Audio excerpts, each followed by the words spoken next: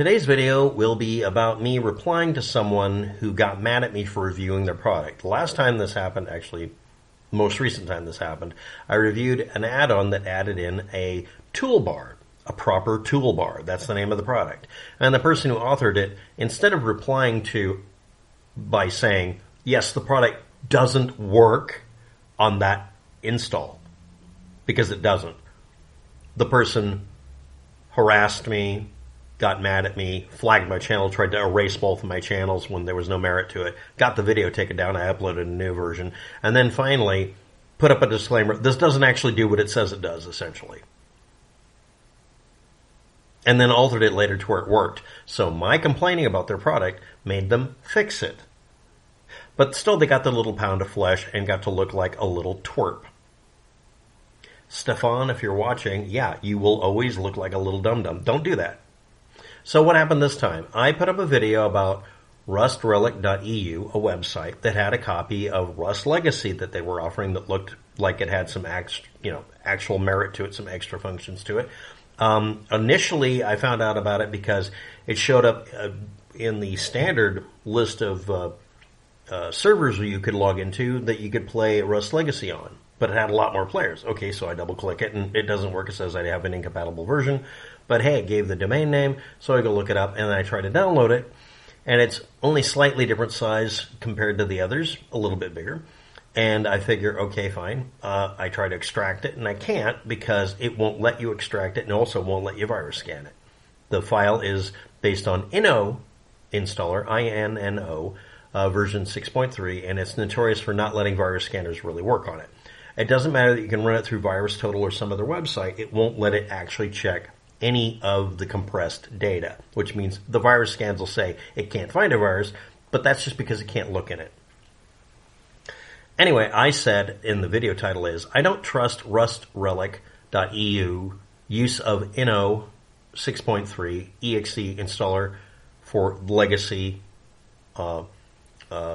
Rust, and also I included in the title the command to get you to connect to the server to be able to play the game. And that's net.connect and then an IP address. This IP address is publicly posted because otherwise nobody be able to sign into their server. By definition, if you want people to go on your server, it's a publicly accessible server for playing a video game. So I get a response to this from someone mad at me, claiming they're going to sue me and have the video taken down, that sort of thing, claiming to be the owner of the website. And it's a random YouTube channel created in 2017 that has nothing on it indicating it's associated with this project called RustRelic.eu. I want to point out RustRelic.eu seems kind of sketchy. It's very suddenly created, all of it's sudden, which, okay, but it seems sketchy to me because I can't get any of the rest of the technical details, so I could try to log in with, let's say, Legacy Rust 2014 might work better. I don't know. And they don't tell you what changes they've done. It's just basically download the program and run it. But again, I can't check it for viruses. And the standard with Legacy Rust is that you download a file and then just extract it. You don't have to run an installer.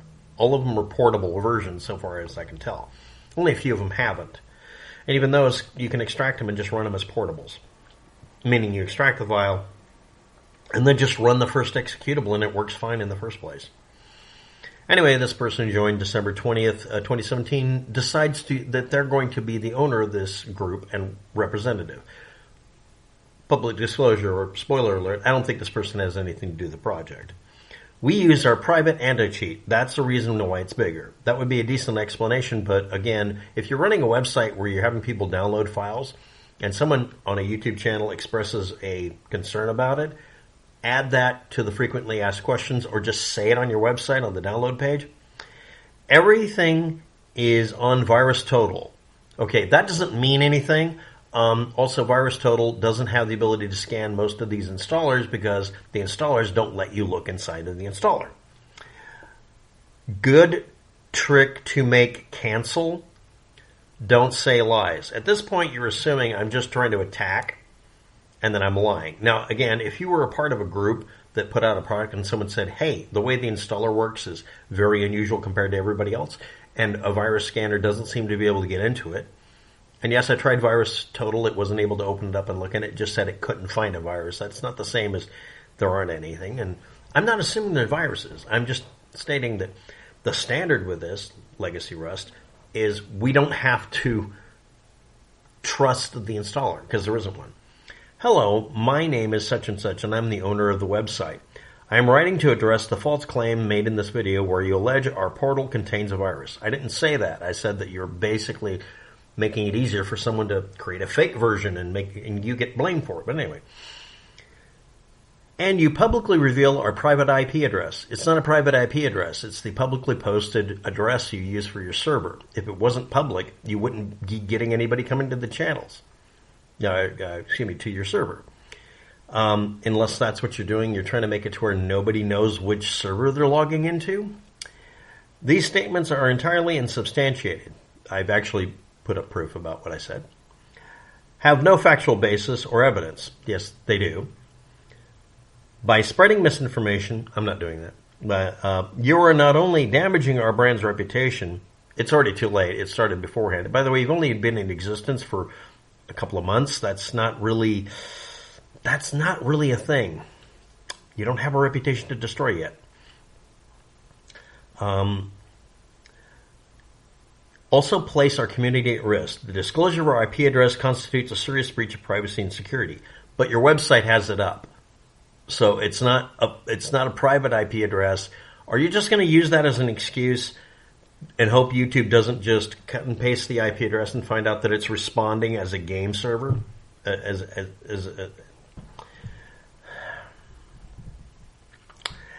Anyway, let's go on. Your video content is defamatory. No, it's not.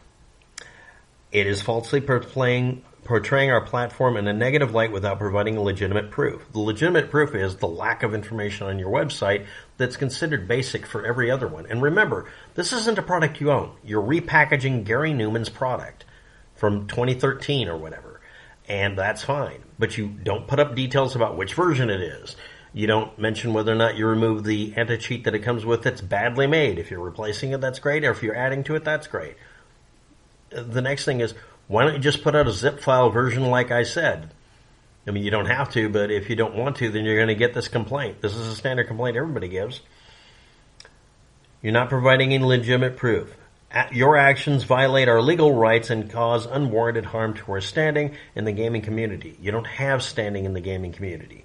Currently, you have a server that's apparently able to handle a real influx of users, 50 out of 100. That's amazing.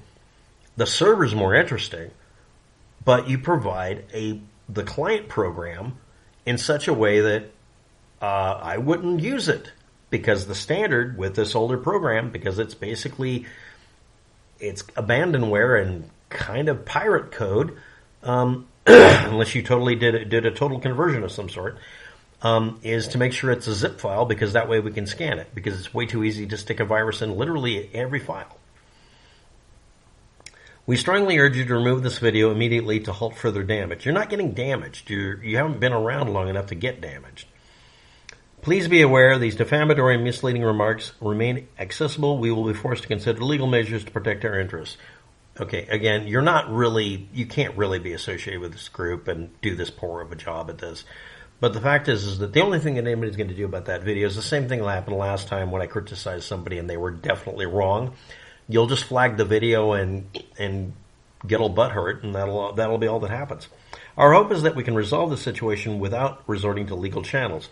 Nobody's going to file a court case over somebody reviewing your product and finding that it doesn't work as well as it should, or that it isn't trustworthy, or that you didn't do the basics of, when someone complains about your product not being able to be trusted, convince them it can be trusted by not calling them a liar.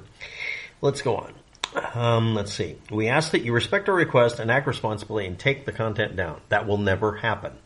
What I'm going to do is a Hydra Streisand effect.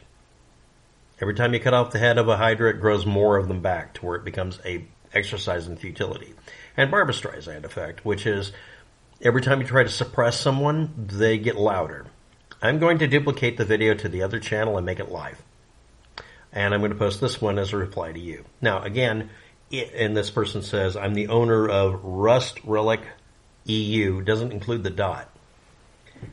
If you were a geek, you would know, number one, that that IP address is not a private IP address. Number two, you would type out the domain name better than this. Next, you use the capitalization thing when the website itself does not do that.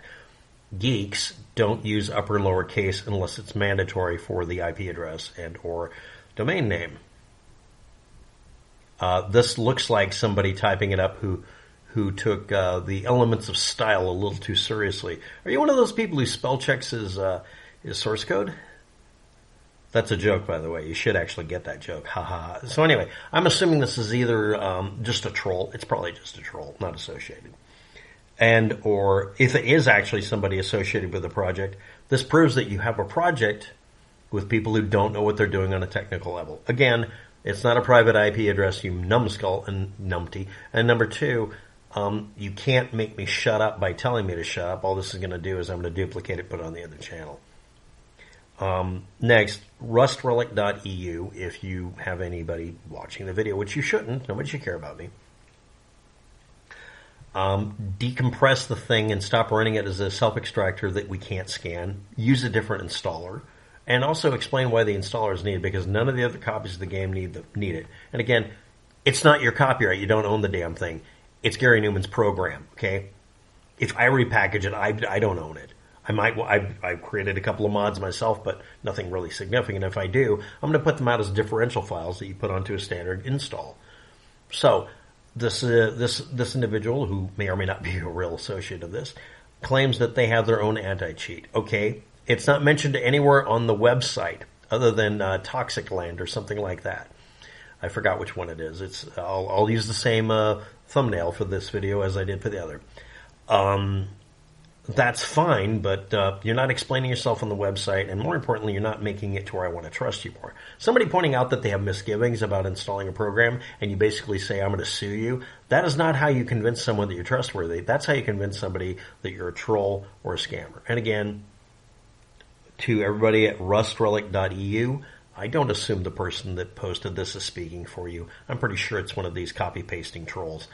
But on the off chance that it isn't, make sure they don't do it again. The next thing is, again, if you, the viewer, are going to put out a program of any kind, make it to where everybody doesn't have to trust you. Let them test it. Demanding trust is the best way to lose it. You don't deserve trust if you have to demand people show it and then threaten them when they criticize you. Thanks for watching. Have a good day. Good luck with that, and I'm going to duplicate this on all my channels along with a original file to make sure it can't be erased. Bye.